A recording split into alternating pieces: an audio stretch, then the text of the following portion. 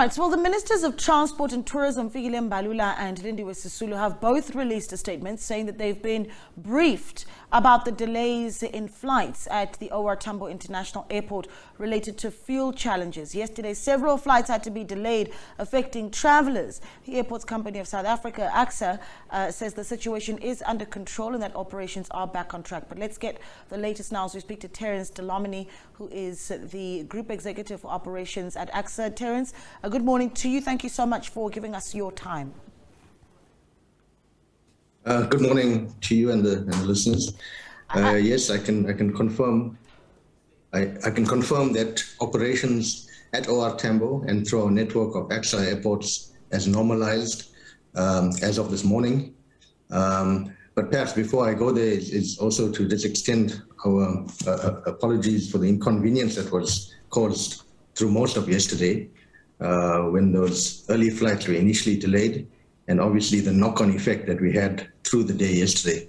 But through the operations operating later than normal, we were able to then catch up. All of those flights were made up by the close of last night. Yeah. Can you explain, though, in layman terms, Terence, what exactly happened?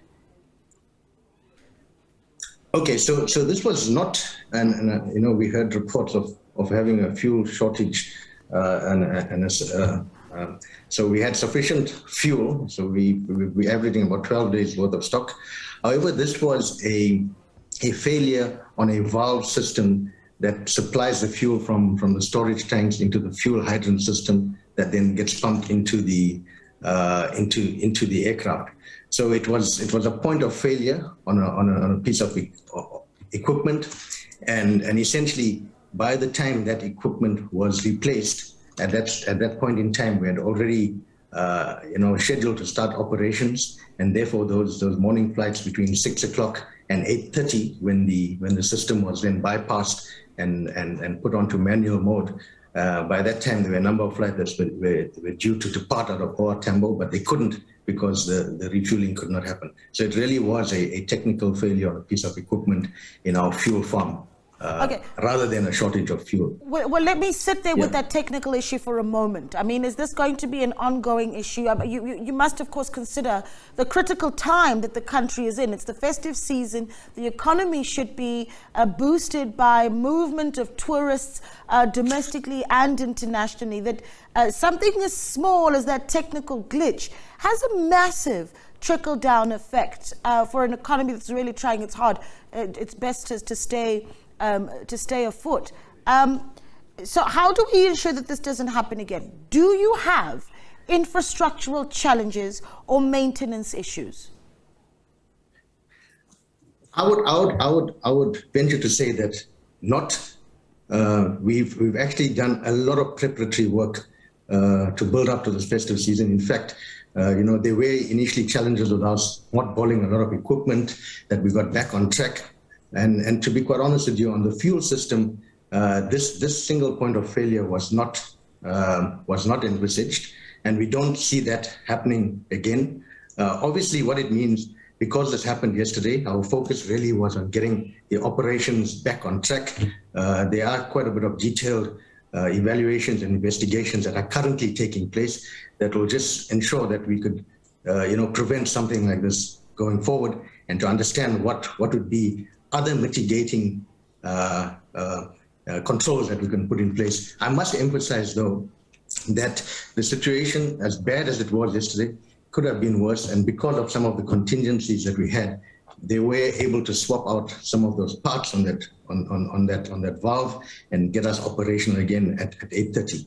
But unfortunately, because of the way the system operates, there was a backlog for the rest of the day that caused those delays. Yeah, my concern is if you are an international traveler visiting South Africa and you have a connecting flight, for instance, that whole scheduling has also been affected. So it doesn't bode well for the aviation industry in South Africa. So what contingency plans do you have for the future to ensure that this doesn't happen again, and that where you do have these challenges, you're able to resolve them a little bit more quicker than needing to resolve to what I believe was a manual system then of being able to go about refueling aircrafts? And perhaps you can clarify, because I'm obviously not going to be very good at the technicalities, but we need to be able to have the reputation of our aviation industry particularly strong, so that the impacted industries are able to thrive as well.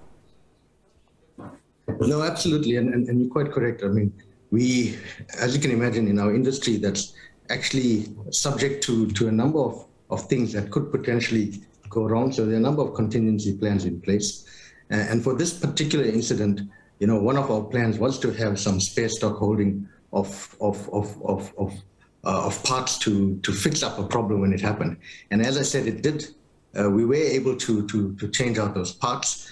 Going forward, we'll obviously look at some of longer-term solutions in creating perhaps a totally redundant system, which is not available at this point in time. But I've also indicated that we currently, looking at all of these options so that we don't have such a repeat failure. But I can assure you that at this point in time, this matter has been fixed, and we have operations at full throttle now. Yeah, and just quickly, I think just two more questions before I let you go. The one being, our reporter was on the ground yesterday and talked about a lot of travelers having been concerned about a lack of communication from ACSA. I mean, SABC News itself tried to get in touch with you. We were given a press statement, but were told that ACSA was not conducting any interviews. So it seems that there was a lack of communication as well that seems to have frustrated travelers even further. I mean, how do you address that? Yes, no, for sure. But just to confirm, though, the moment this happened, we had fully manned teams on the ground. We had people on the ground, ACSA people that were directing, speaking to passengers. We implemented a system of announcements that were made indicating what had happened. In fact, we had emergency meetings with the airlines associations just to communicate the issues that were happening on the ground. The thing is, when we have an instance like this, there's no amount of communication that can be good enough. And again, we would have to look at how better we can do in terms of that response. But at an operational level, there were people on the ground, there were announcements being made, but certainly, in terms of getting out information faster to the public would be quite important. Another thing that we'd like to encourage passengers and the public at large, I know it's a very frustrating time for them when they stuck at a terminal, is obviously to always consult with the airline in terms of what would be the flight changes and the rescheduling of those flights. As ACSA, we also have now an app that you could log on to and try and get updates on those flights. So I think, as much as we would try and communicate and improve that on the ground, there are tools available as well that could be used. Yeah, and just lastly, before I let you go, where are we now? Are flights back to full capacity for hesitant travelers now that are, potentially concerned about what they saw yesterday? What's the message to them? Oh, no, absolutely. We totally back to normal. Yesterday, unfortunately, our on-time performance was less than 50% of what we normally do. Today, we're back on track to over 85%. I would encourage all travelers that we are fully open, back for business. If you are having any concerns, you're more than welcome to call your airline to check, but all flights are back on track. We still encourage travelers to, if you're traveling domestically, come in at least 2 hours before your scheduled time. For international, come in at least 3 hours. If there are any glitches in the system, it helps to overcome those issues. But we are fully operational and open for business, and we're having quite a busy time at it as well. Well, we hope that the traffic continues and that it moves smoothly through South Africa's airlines there, because we certainly need that massaging of our various tourism-linked industries. Terence Delomoney is the Group Executive for Operations at Airports Company South Africa.